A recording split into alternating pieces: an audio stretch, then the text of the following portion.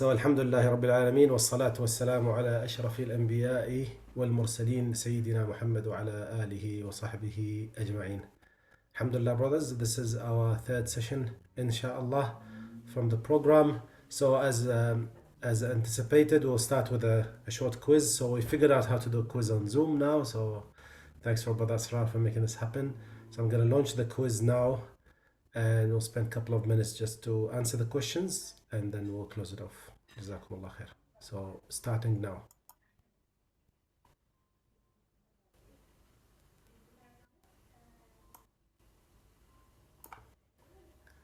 Something should have popped up on your screens.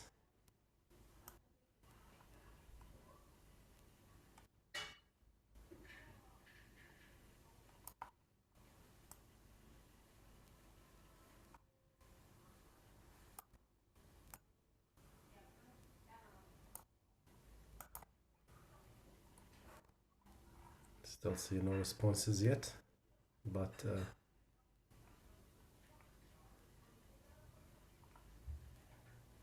Quiz Brother, I is think finished. Quiz is finished. It finished but too quickly. I was just reading the second question.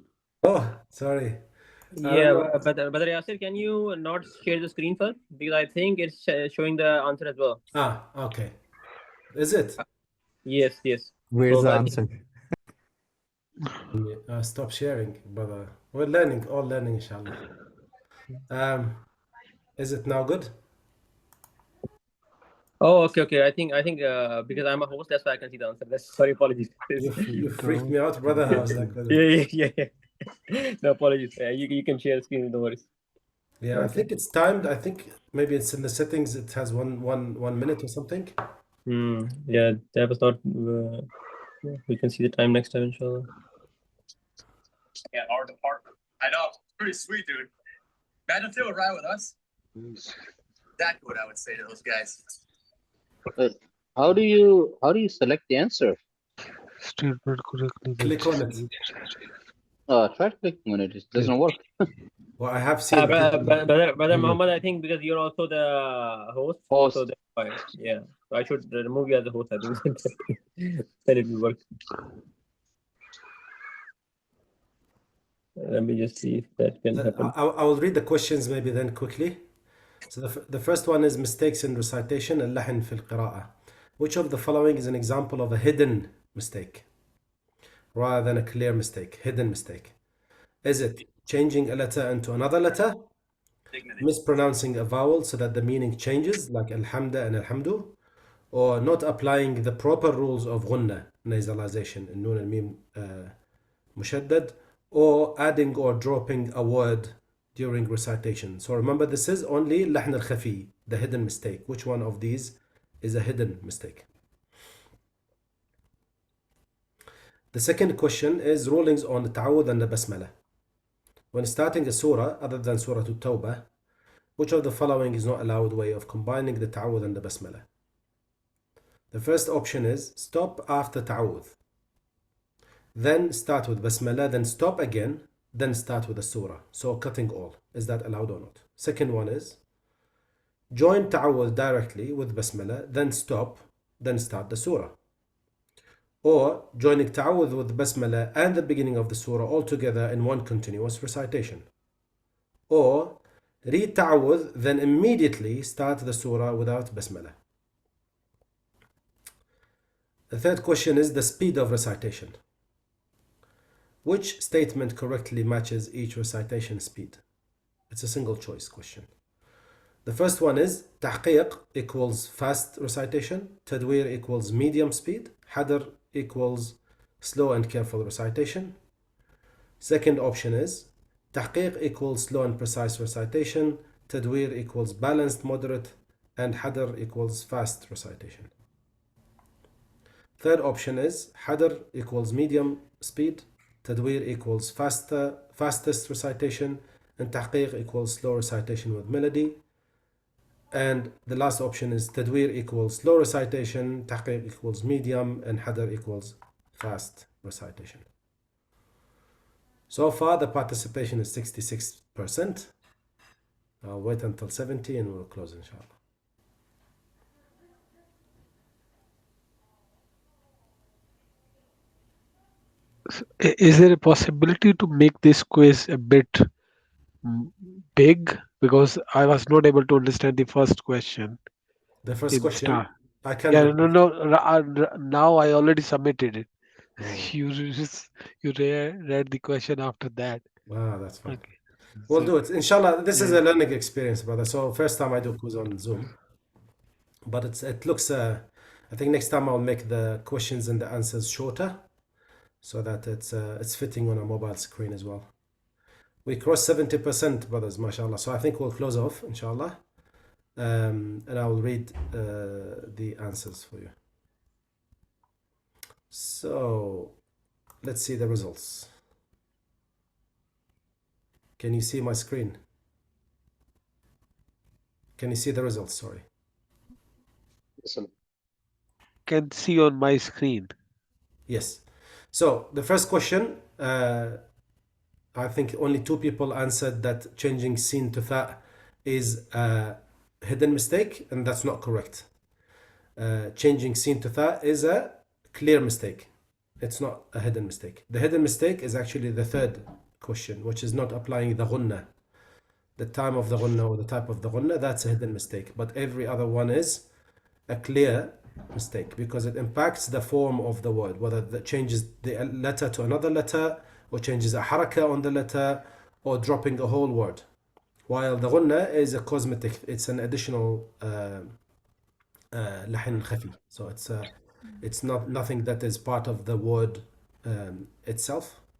It's more like a feature for the word. So only 2 answered incorrectly. The second question, we have 4 wrong answers. So all of these faces are accepted apart from the third, the last one. The last one is in the beginning of the surah. It's saying that you read ta'awudh, then immediately start with the surah without basmala. So that's not allowed because the basmala is in the beginning of the surah, is all of the qira'at read it. When they start the surah, they started with the basmala because it's all written there, right? The other faces are all acceptable faces, whether you connect all of them together or you connect only the ta'awudh to the basmala or you connect the basmala to the surah. All of these are acceptable faces of recitation. The last question is the speed of recitation, and the majority answered the correct answer, so it's really good news, alhamdulillah. I have only 2 people who answered wrong. No names here, so no shaming. You know yourself, just keep it for yourself.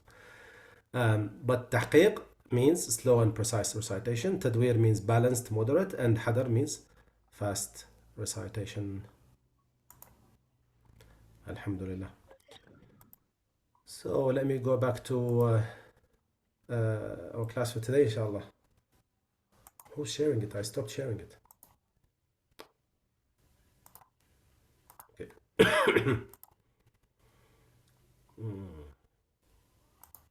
So alhamdulillah, today we have to continue with the topic of the basmala. So we gave an example last week, if you remember, on how you connect the ta'awudh with the basmala and then with the beginning of the surah.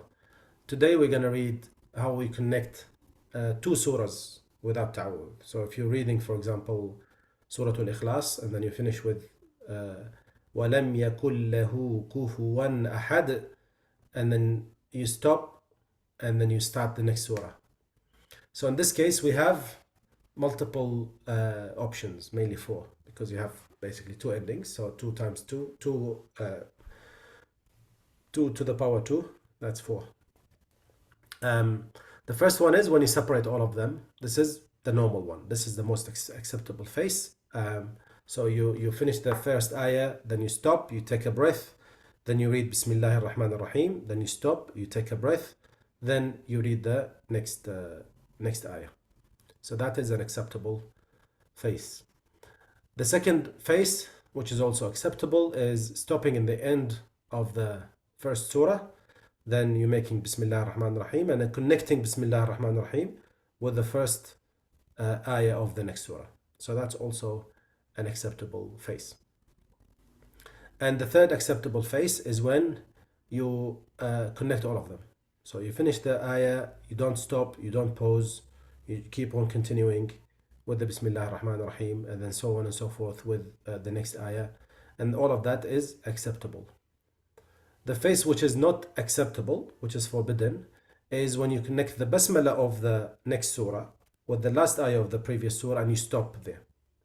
Because this confuses people that you are that the basmala is part of the previous surah. So that's the only face which the ulama said that you should avoid doing. Sorry. Now, of course, when you do all of these connections, the important thing is if you look at page number 28, the attention in the bottom of the book, it says the reciter should be careful to adhere to passing and the rules of Arabic grammar when she links the seeking of the ta'awudh and with the basmala and the beginning of the surah. So all of these things, when you start connecting surahs together or the ta'awudh with the basmala, you have to always be mindful of the ahkam of the tilawah. Yeah. For example,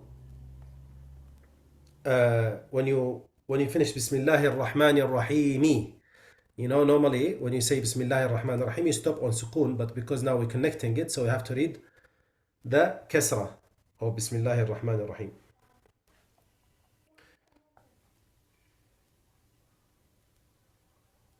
Same thing with Hamzatul Wasl when you say Iqra Bismi Rabbika Alladhi Khalaq, for example.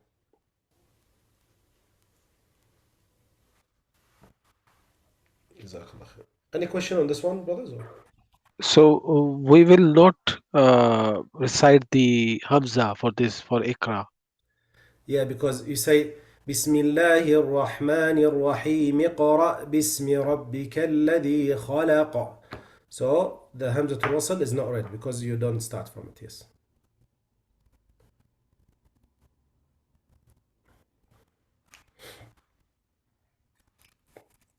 There are lots of special cases, so I'm not going to talk about it because these are for maybe advanced quizzes. But for now, this is the general rule: is when we see these, when you connect these things together, we need to be mindful of the recitation rules. This is another example, which is in Surah Al-Duha as well. Just very similar. So I'll send the pack to you guys at some stage, so you can also have a look at it. There is a special case in Surah At-Tawbah. Now, obviously, in Surah At-Tawbah, it doesn't start with Basmala. So, what happens normally in these cases is you have three phases of recitation, right? Because what happens when you finish Surah Al-Anfal is that you finish with the last ayah, which ends with Inna Allah bi kulli shay'in alim, and then you normally stop there if you're in one recitation, and then you start with Bara'atun min Allah wa rasulih. Now, if you decide, so obviously the waqf is the most common phase because you're finishing a surah, you're starting another one. But we also have two other options. The first one is the complete wasl. So that's basically when you say Inna Allah bi kulli shay'in alim bara'ah. So you see, that's why when you read the Mus'haf, you see the word alim has a meme on the meme because of the qalb that's happening here, of the tanween. So alimun, the mun becomes, with the ba becomes qalb. So alimun bara'a, alimun bara'a. So that's when you do wasl. The other mode is sekt. So sekt is like waqf, but you don't take a breath. So if I do waqf, I say Inna Allah bi kulli shay'in alim bara'ah.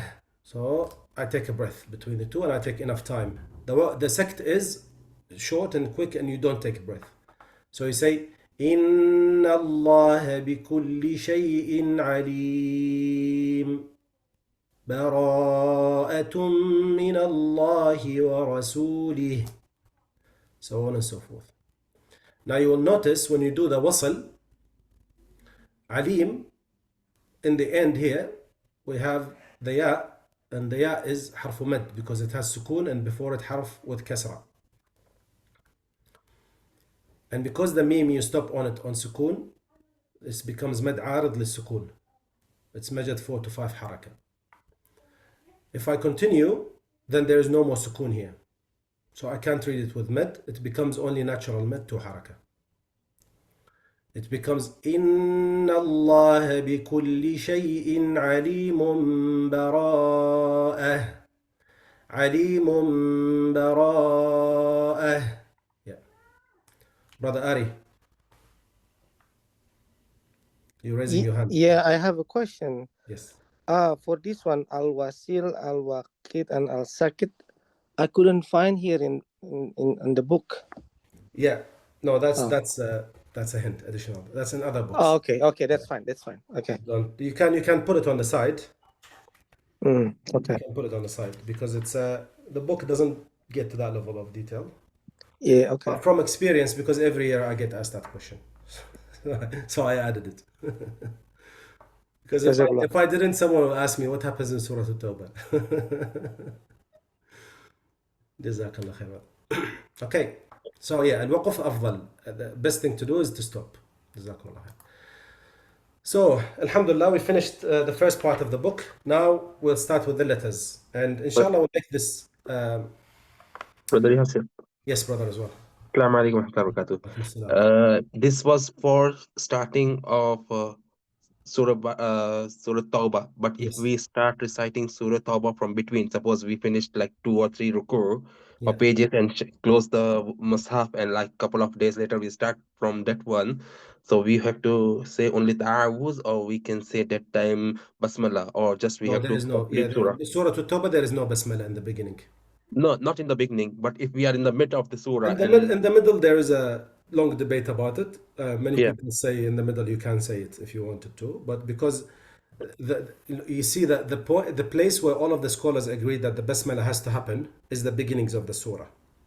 correct. All of them agree that the basmala in the middle of the surah is an optional thing because the ta'awudh is the required one.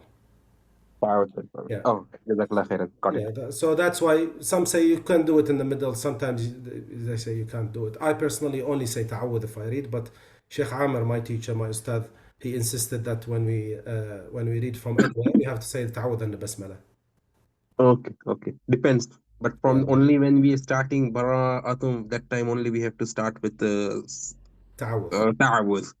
Yes. Later we can, if we want, we can add basmala. Yes. Depending. Okay. Jazakallah khairan. Iyakum, inshallah. Jazakallah. So we'll start with the letters, the Arabic letters. Now we start with the dispute because the pronounced Arabic alphabet is actually 29 letters. However, the written alphabetic letters is only 28.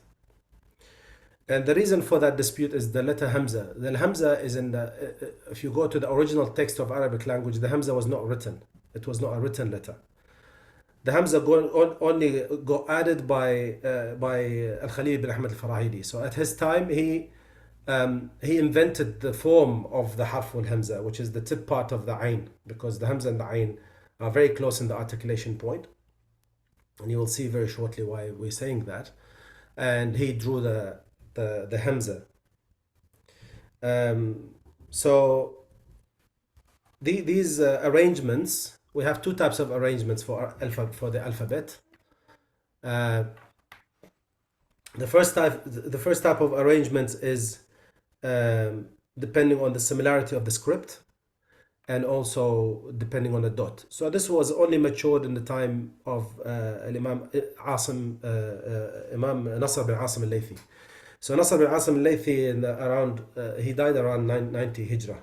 So all of these period of time, the form of the alphabet, and that's a chapter in the book which will come in the very end, but I encourage you guys to read it if you want to ahead. The language came to a point where it's mature enough with the form of the letters that we have now. So he put the alif, he actually put the hamza in the beginning. So that letter that normally people start with, it's not harful alif, it's the hamza. It's the a is hamza. So a, با تا ثا جا حا خا دا ذا را زا سا شا صا ضا طا ظا عا غا فا قا كا لا ما نا ها ولا يا. لا, that's حرف الألف. They put la before it because it's sakin. حرف الألف in the Arabic language only comes as sakin. It doesn't come with any حركة. حرف الألف. It's only sakin. So that's why if you want to pronounce it, you have to put something before it to pronounce it. The scholars chose حرف اللام before it because حرف الألف normally helps حرف اللام in أل التعريف. So they say because حرف الألف helped حرف اللام, now حرف اللام helps حرف الألف. So they put it before it to show حرف الألف. When you say لا, that's the حرف الألف in the Arabic language, which is one of the three letters حروف العلة ألف واو ياء. However, the one that comes in the beginning, that's the hamza. That's the hamza which sits on alif as well. The reason I pronounced it this way, I made the sounds of the letters because I want to emphasize on the elevation and the lowering of the letters. Because if I just say alif, ba, ta, tha, jim, ha, kha, dal, dal, ra, za, zin, shin, sad, all of that, it doesn't give you the elevation characteristic of the letter. Also, the scholars normally when they read the letters, you will see inshallah in all of the course, when we say the letter, we say harful hamza before it and we stop on sukun. So if I want you to pronounce harful ha, I will say ah. If I want you to pronounce harful dal, I would say ad, adh, aqa. Right? It's always hamza, then the harf. We'll talk about this inshallah very soon and why the reason we're doing this. But before that, we just want to make some attentions here. So the first one is the alif, which is in the beginning of the letters of the alphabet, is the hamza. As for the lengthening alif, it is the letter preceding the last one, and it's expressed as la, because it's always sakina, and the letter that precedes it always has fatha. There's also another order for the alphabet, which is 28 letters. So that's we call it abjadiyya. We have two types of abjadiyya. So we have the abjadiyya which is used by the Easterns, and we have the abjadiyya which is used by the Westerns. So they put these into words rather than just alif ba ta. So they say abjad hawaz hutti kalamun sa'fas sa'fas qarshat thakhadh daddagh. So that's the Eastern. That's the one I learned when I was growing up as a child, and we use this for numbering. So if you say alif ba jim dal, that's equivalent to English A, B, C, D. There's also the Western one, which is used in the west part of the Muslim countries like Morocco, Tunisia, Algeria, and so on and so forth.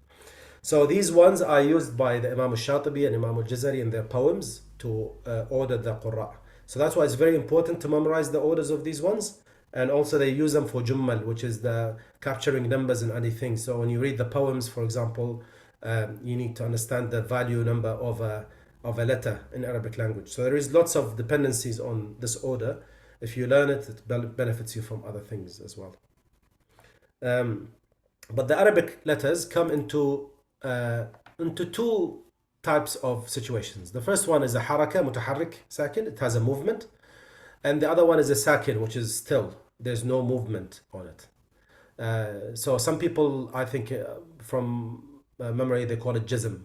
So they call this ba with a sukun, they call it jazm, which is sukun. In Arabic language, you call it sukun, and also they call it jazm. Jazm means there's nothing on it.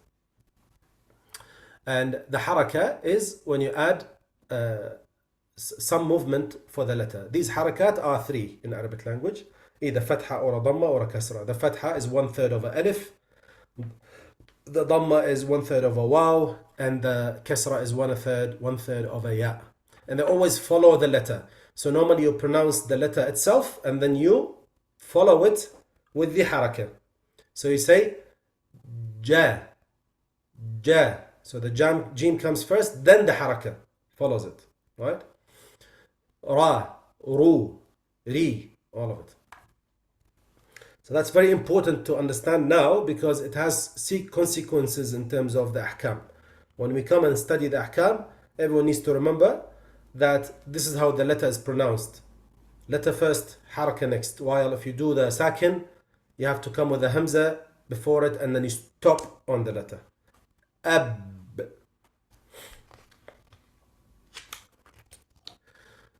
Yes, brother Intikhab. In the book, it is mentioned the with haraka, it is voweled. Is it like English voweled? A, E, I, O, U?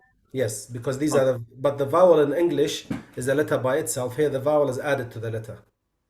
Okay, the haraka is a vowel. It's following the letter. Yes, exactly. So that's why we call it vowel, which is moved. Yeah. Okay. Jazakallah. Yeah, inshallah. We also have to mention the stressed letter. So the stressed letter is actually two letters. The shadda, this small part of a sheen, it's actually the tip part of the sheen without the dots. And it's the word shadda in Arabic, which is emphasized. So they took the top part of the sheen and they removed the dots and they used that symbol to emphasize the letter. That's actually two letters combined into one. One of them has sukoon, the other one has a haraka. It's originally two letters combined into one. First one has sukoon and the second one is voweled. So let's start with the articulation points. Now, if you open the book at page 32, sorry. Yeah, these are just examples. Yeah, page 32, and this is taken from either recreated photo or something. So I'm gonna stop sharing. I don't want to breach copyright for Sheikh Ayman. But you look at your book until we skip this page, please. So we have, in terms of the articulation point, page number 32, we have 4 locations where sounds are produced in the vocal system. The first one is what we call it jawf. Jawf means emptiness, means void. However, this doesn't mean the throat, for example, or the chest, right? When some people say here and they point you to their chest, that's wrong, right? This void that we're talking about is the whole void of the vocal cavity, all of the mechanism that produces sound, which includes the throat and the mouth. All of that area is al-jawf, yeah? Which means there's the al-jawf letters, the alif, waw, ya, they have no interaction with the tongue, with the teeth, with any of that, right? It's just the sound produced from your throat all the way to outside without much interference. The second part is the throat only, so that's this area here, and it has 3 sub areas. We will talk about it soon. And we have the mouth. So the mouth has multiple components in it. The upper palate, the tongue, the teeth, and the lips. All of these components cooperate in producing sound. And the last one is the nasal cavity. So let me reshare my screen now and talk about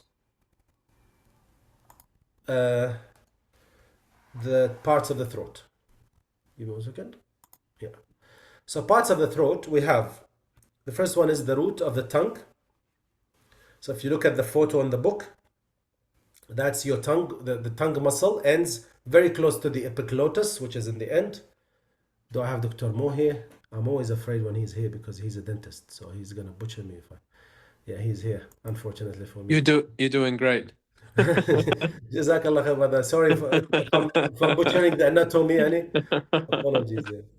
So that's the root of the tongue, which is the part hitting the epiglottis, right? The lisan al-mizmar, they call it in Arabic. Then we have the epiglottis itself, and the last part is the vocal cords. These are the al-awtar al-sawtiyya. These are when they vibrate, they make the sound. So these are the 3 parts of the throat. If we go to the next one, then we talk about the palate or the heart, the parts of the mouth now.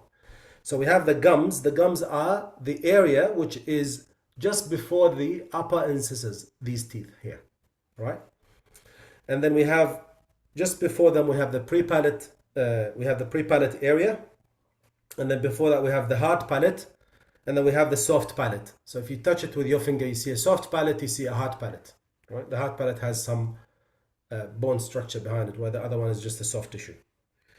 And then in the end we have the ovula, which is dangling from the top. You can see it. That's the one which is responsible for blocking the nasal cavity in specific sounds. That's how you make sure that there's no nasality coming, by moving that muscle always to the end, to the end of the of its space towards the nasal opening. Sorry, this is becoming anatomy, guys, but I help some people with their speaking deficiencies, so I know these things very well. Then after that, we have the parts of the tongue. So parts of the tongue has, it depends on how you look at it. So if you look at the photo on page 34, if you look at from the left side, we're talking about the hafa. Hafa is the edge, right? So we have the furthermost part of the hafa to lisan, and then we have aqsal hafa, and then we have the edge of the tongue. The whole thing is called edge. Then we have the closest part of the edge, which is adna al-hafa, so that's here. And then we have muntaha al-hafa. They call this muntahahu, muntaha al-lisan. That's the end of the edge, which is here. If you look at it from the other side, we have the root of the tongue. Then we have the furthermost part of the tongue. We have the middle part of the tongue, the tip of the tongue, and the furthest part of the tongue. This one, right? So these are very important, because when we start now explaining the articulation points of the letter, we will tell you touch this part to this part, this part to this part. That's how you produce the clean version of a letter, is by these two components touching each cells. Then we talk about the teeth. So we're talking about, of course, here adults. We have 32 teeth in an adult. These two on the top and the two on the bottom, the green ones, we call these a thanaya, or the incisors. We have thanaya sufla and thanaya ulya. We have the lower thanaya and the upper thanaya, the lower incisors and the the upper incisors. These two, upper and lower. Then we have rubaiyat, which is the ones next to them, two from here, or we call them the lateral incisors. And then we have the anyab, the canons. Also we have 4, and then we have the dawahik, the first premolars, and the second premolars after that. These are 12 of them. And then we have the nawajid, which is the wisdom teeth, for those of us who still have them. So this is all the teeth structure. Most of it you won't need. You just need to focus on the thanaya, because these are the ones mentioned in specific letters. Now let's talk about, there's a poem here for you who are interested, in page number 35. That's from Abu Zakaria Yahya ibn Yusuf al-Sarsari. He talks about the teeth. He's saying ثنيات الفتى ورباعيات وأنياب الفتى كل رباع وأربع الضواحك ثم 6 و6 في طواحنها انتفاع وأربع النواجذ ما لماض إذا عري الفتى عنها ارتجاع. So he's saying the young man's central and lateral incisors and cannon teeth are 4 in number. The premolars are 4, then 6, plus 6 are the useful molars. The wisdom teeth are 4, they cannot be brought back if the young man loses them. Of course, that's in his time, now we can plant them. So, but you get the point. So this next one, inshallah, 35, still, we're talking about how the sound is produced. Now, the important thing about the sound is that we need to understand how it's produced in the first place. So the sound is more what we call a mechanical wave. And the mechanical wave is produced by pressure. So if you apply pressure on a medium, that medium could be air, could be water, could be metal. And then once you pressure that medium with energy, then starts producing sound. That's what sound is. It's a mechanical wave that moves like this and then comes to your ear. It hits your eardrums the same way, and then that's how you can sense the sound. It's different from light, for example, which is more like an electromagnetic wave. So electromagnetic waves are not like mechanical waves, because they can be transmitted for longer distances and so on and so forth. So the human ear can only detect sounds from 20 to 20,000 hertz. These are the vibration levels, which means that's the only thing we can hear. However, other creatures, subhanallah, can hear before or after that. Right.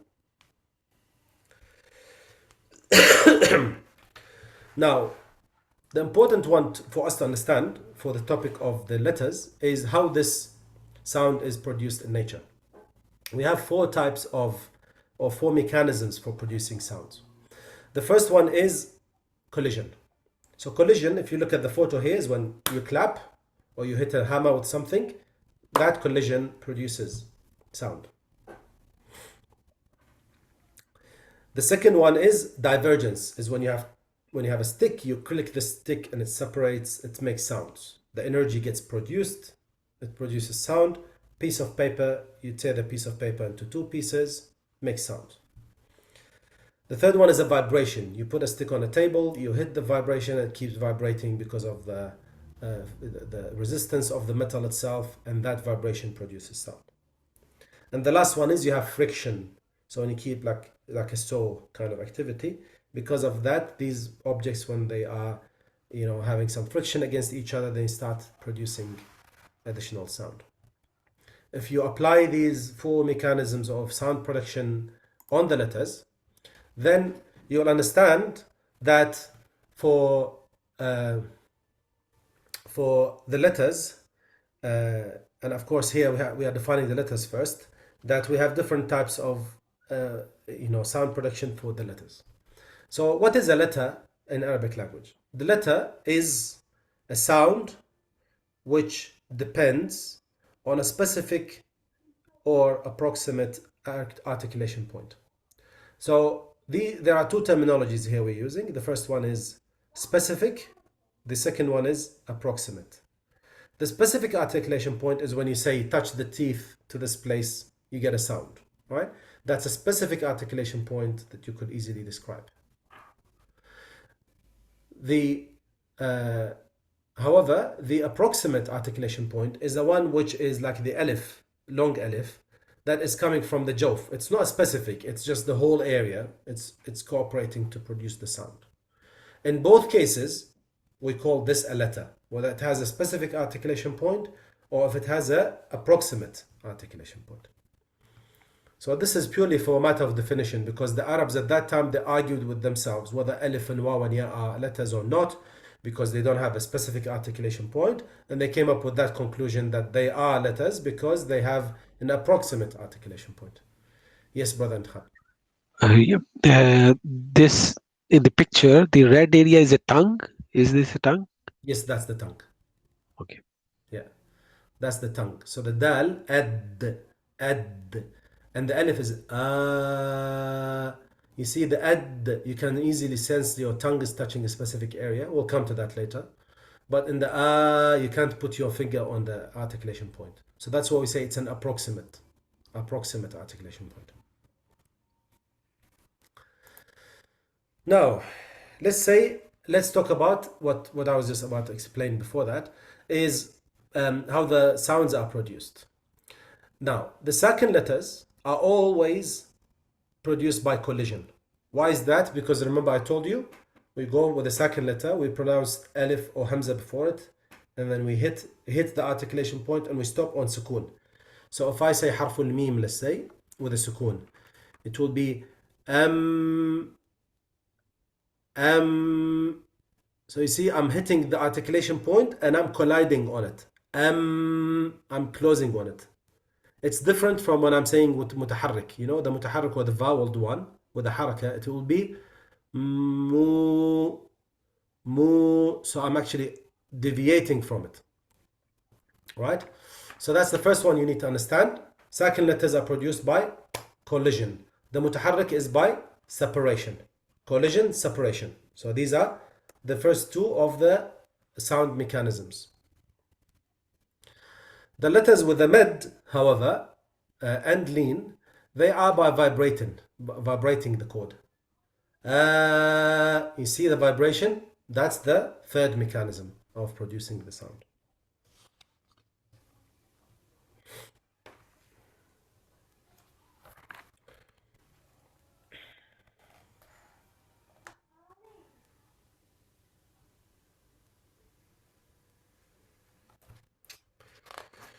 You will see in the book there is a spelling mistake in page number 39. 39 has number 3. Number 3 mentioned twice. We have requested the publisher to fix that. So it will be 2, 3. So in case you noticed it, it's being fixed. Any question on this one, brothers?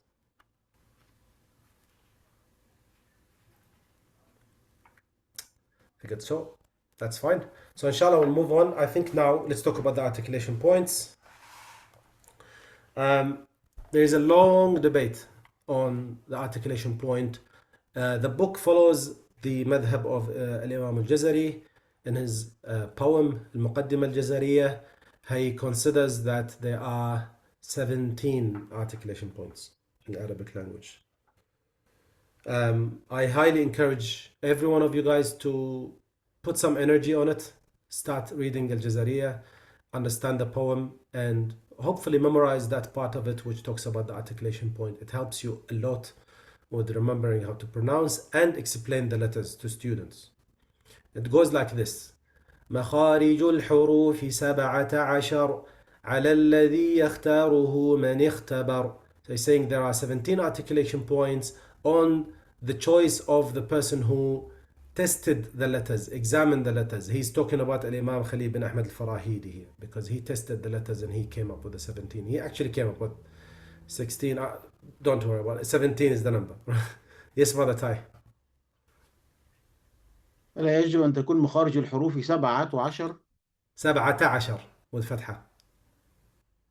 7 خبر 17 ما إعرابها؟ مخارج الحروف 17 brother. That's the poem. ما إعراب 7 17 ما إعراب 7 It's in the poem it's mentioned 17 brother. So 7 normally when you add it with a number it becomes with فتحة. You can't 17. There's no 17. You talk about مبتدأ وخبر, right? مخارج الحروف 17. You're trying to say that 7 is خبر, but 7 because it's a combined number, so 17. That's how it's pronounced. It's a combined number. Brother Ari. Just to confirm, this poem also not in the book, yeah? It's not in the book, no. Okay, It's yeah. not in the book, yeah. So I've added anything that you see here that's not in the book. I encourage you to add at least a comment on it. Brother Tai is still raising his hand. He's not convinced. We'll take this offline, brother. Don't worry. We'll fix it, inshallah. So he's saying, he's starting with الجوف. للجوف ألف وأختها وهي حروف مد للهواء تنتهي. حروف مد للهواء تنتهي. So that's the first part is the الجوف letters, 3 of them. ألف واو ياء. These ones are coming from all the cavity. He calls them حروف مد. They are mad letters and they end with the producing of the air. So they are all dependent on how much air you produce to pronounce them. Brother Ari, is that a second question or are you still accidentally raising your hand? I think it's accident. Okay, good. So these are ألف واو ياء مدية. ألف واو ياء مدية means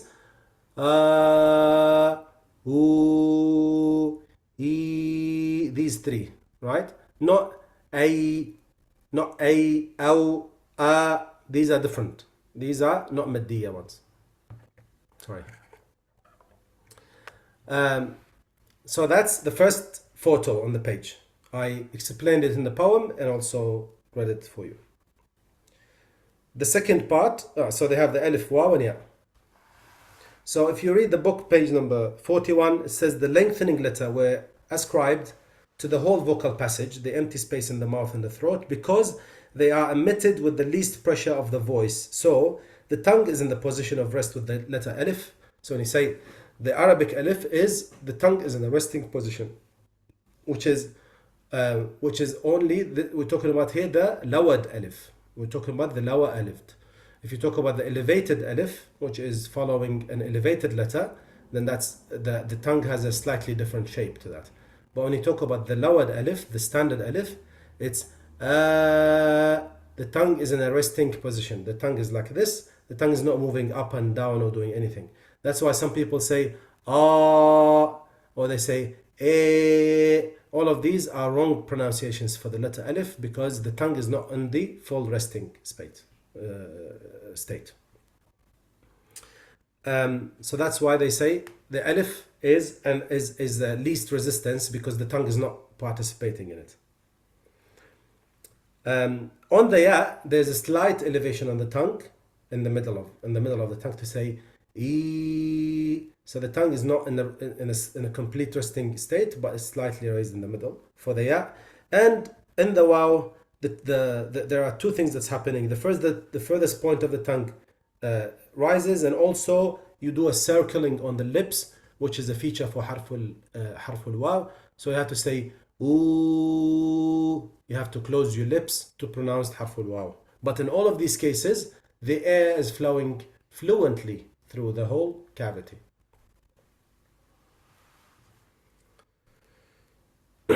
Apart from that, we have the alif and the waw and ya, which is not maddiya, the standard ones. We will come to them inshallah later. Now let's go back to the poem. He say للجوف ألف وأختها ألف وأختها. Alif is the letter, أختها means its sisters. The sisters of alif is waw and ya. وهي, and they are حروف مد للهواء تنتهي.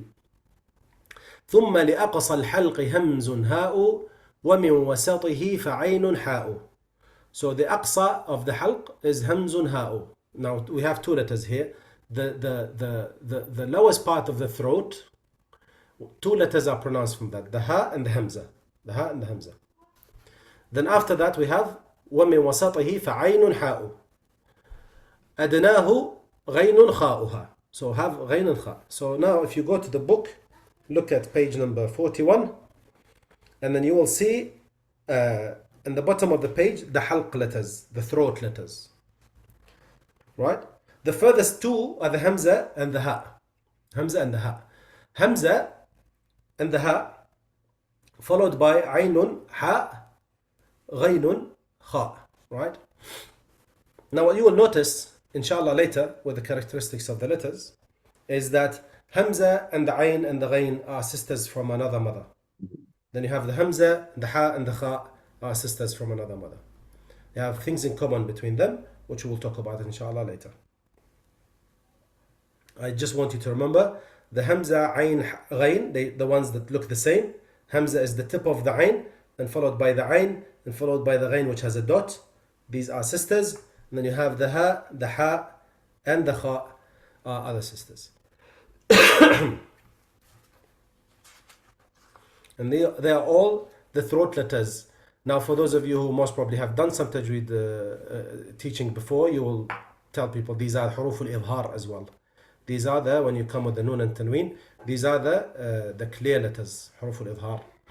And they are idhar because their articulation point is too far away from the nun and the tanween. That's why you pronounce the nun with clear idhar. There's no interaction that happens with the ayn and the ghayn and the kha and the ha and the hamza and the ha. In the qira'ah of Imam Hafs and Asim. In other qira'at, maybe there are slight differences on ghayn and kha.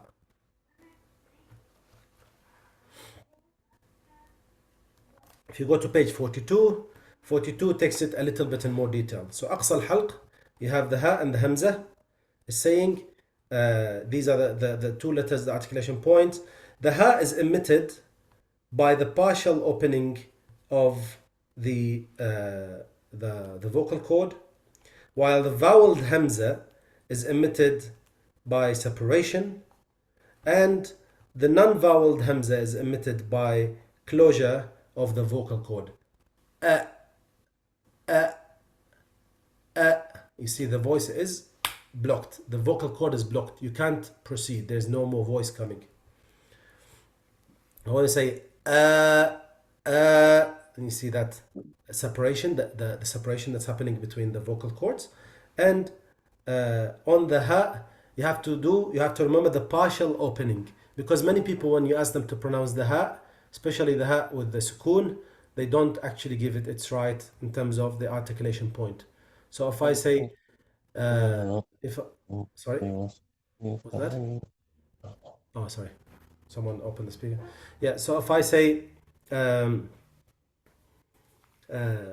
anything, let's say السلام عليكم. وعليكم السلام ورحمة الله. بس أنا عندي تعليق صغير. البيت رقم 11 إنه في خطأ بالجزء الثاني من البيت. البيت يقول ثم لأقصى الحلق همزة هاء ثم لوسطه فعين حاء، ليس من وسطه ثم لوسطه. It's both, brother. So what happened is Imam al-Jazari has different versions. I'll show you. I have a book which has the full narrations, all of them. So there are two readings in this one. There is one which is لأقصى الحلق همز هاء, not همزة, همز هاء, ومن وسطه فعين حاء, or ثم لوسطه فعين حاء. He did both actually. He has two poems. He has two. بارك الله فيك. وبالنسبة لمخرج اللسان، هل هو ضمن المخارج الأربعة اللي أخذناها بالبداية ولا قسم لوحده؟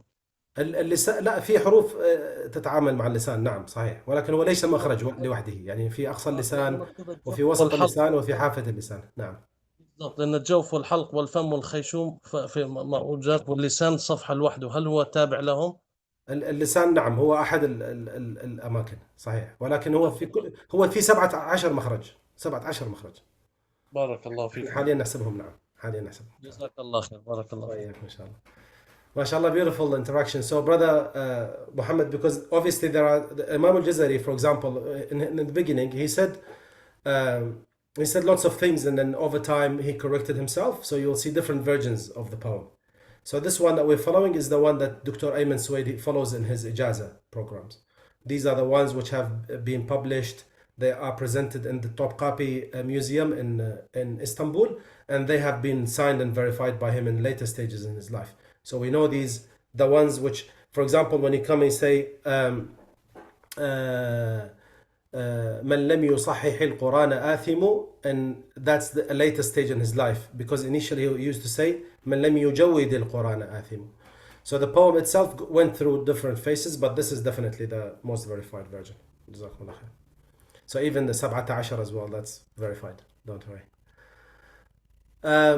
So yeah, I mean, where we get to. So yeah, أقصى الحلق. So we have the hamza ha. We wanted to say an example on the, if you stop on a ha, right? If you say, for example, عليه, you see how the ha is having some additional voice coming to it. عليه. That's now, if you look at the photo of the ha is emitted with a partial opening, that's the reason for it. If you don't do this, then some people pronounce the ha like this. عليه, عليه. They just emit air, right? But there is some sound that comes with that when you stop on it. It's عليه, عليه. That's the one, right? The second one is the middle part of the throat. The middle part of the throat, he's saying in the poem, وَمِن وَسَطِهِ فَعَيْنٌ حَاءُ, or ثُمَّ لِوَسْطِهِ فَعَيْنٌ حَاءُ. That's the other qira'ah, which is the old one. فَعَيْنٌ حَاءُ, عين and ha. عين and ha, they are also sister letters. أدناه غين خاؤها, غين خاؤها. So the غين and the kha are the أدنى الحلق, which is the area which is very close to the tongue. If you look at the photos here, that's where they are pronounced from, and they are both because of the proximity of the area where the pressure applies on the epiglottis area. That is why we call it, that's why they are both elevated letters. They are elevated letters. They come with tafkhim. They are tafkhim letters because of their articulation point, the way they are pronounced. So one of the common mistakes is people say the kha instead of kha, they say kha, kha. There's no kha in Arabic, there's no gha in Arabic. It's either kha or gha, right? So these are, I think, inshallah, I think we can most probably stop here, because then we can go through the other ones later. But I could finish the poem for you if you want to, and then that's for next week, inshallah. So he say, وَمِن وَسَطِهِ فَعَيْنٌ حَاءُ أَدْنَاهُ غَيْنٌ خَاؤُهَا وَالْقَافُ أَقْصَى اللِّسَانِ فَوْقُ ثُمَّ الْكَافُ أسفل والوسط فجيم الشين يا والضاد من حافته إذ وليا لضراس من أيسر أو يمناها واللام أدناها لمنتهاها والنون من طرفه تحت جعلوا والراي دانيه لظهر أدخلوا والطاء والدال وتا منه ومن عليا الثنايا والصفير مستكن منه ومن فوق الثنايا السفلى والضاء والذال وثال العليا من طرفيهما ومن بطن الشفه فالفاء مع أطراف الثنايا المشرفة للشفتين الواو باء ميم وغنة مخرجها الخيشوم. So that's all 17 of them. And inshallah we'll close here. I'll give maybe 1 minute for questions if anyone has anything. And then next week inshallah we'll start with the qaf. Assalamu alaikum. Wa alaikum assalam, brother. Alhamdulillah. So I just wanted you to do a bit of revision of that the bara'ah, that Naam. the 3 rules that you mentioned. Naam. Do that. Jazakallah khairan. Yeah, so bara'ah, look, because there's no Bismillah ar-Rahman ar-Rahim in the beginning, right? So when you come, this is how it looks like. This is the last ayah of the previous surah, and then you have the bara'ah here. So you have 3 phases of recitation. The first one is you stop at alim. You say, Inna Allah bi kulli shay'in alim. You take a breath. Then you say, Bara'atun min Allahi wa rasulih. There is no Bismillah ar-Rahman ar-Rahim in the surah. So that's the most acceptable face. The other 2 faces, one of them is you do full connection. So you say, Inna Allah bi kulli shay'in alimun bara'atun min Allahi wa rasulih. That's the one face. The second face is when you do sekt. Sekt means what? You stop briefly without taking breath. It's a quick stop. So you say, Inna Allah bi kulli shay'in alim. Bara'atun min Allahi wa rasulih. So you don't take a breath. So these are the 3 acceptable faces. The one which is preferred is when you do full cut. Jazakallah. Right. Jazakallah khairan. I got a little bit confused when you mentioned Inna Allah bi kulli shay'in alimun bara'ah. I was thinking, why did you stop at bara'ah? But I think that's you just can, example. I stopped because I've run out of the breath. All right. Okay. Jazakallah khairan. No, Jazakallah khair. So you can stop anyway, as long as if you run out of breath, you stop anyway. But it has to be, you have to fix it, otherwise, you know. And the best thing is to plan for it. So if you're not up to the connection, don't do it. You know, that's why it's a long ayah before it or long ayah after it. So it's not for people who have short breath. وإياكم إن شاء الله. Okay, brothers, Jazakumullah khair, Ahsanallahu alaykum, and we'll see you inshallah next week. Subhanakallahumma wa bihamdik, nashhadu an la ilaha illa ant, nastaghfiruka wa natubu ilayk. Assalamu alaikum wa rahmatullahi wa barakatuh. وعليكم السلام ورحمة الله. وعليكم السلام ورحمة الله وبركاته. وعليكم السلام ورحمة الله وبركاته. وعليكم السلام ورحمة الله.